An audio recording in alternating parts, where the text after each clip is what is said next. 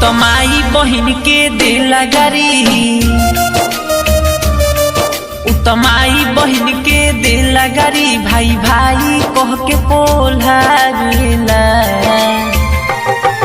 एगो हवे करे जी नंबर 1, एगो हवे करे जी नंबर 1, सरवा सबके गरियावेला। एगो हवे करे जी नंबर 1, सरवा सबके गरियावेला। तो माई बहन के दिला गारी। Mix by Sneha recording studio Jamo Chand टोला।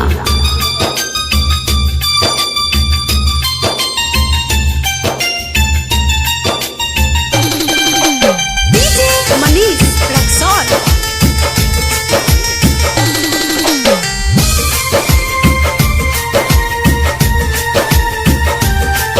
अपना के तेजू बनेला,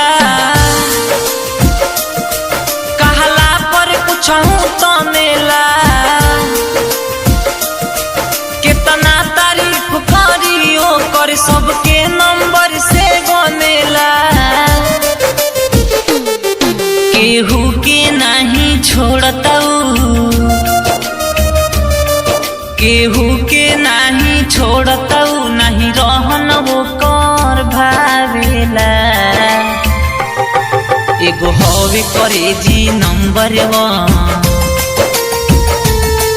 एगो हवे करे जी नंबर 1, सरवा सबके गरियावेला। एगो हवे करे जी नंबर 1, सरवा सबके गरियावेला। तो माई बहन के दिला गारी।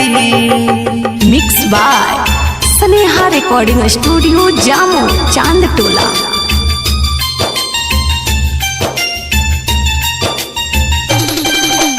डीजे मनीष रक्सौल।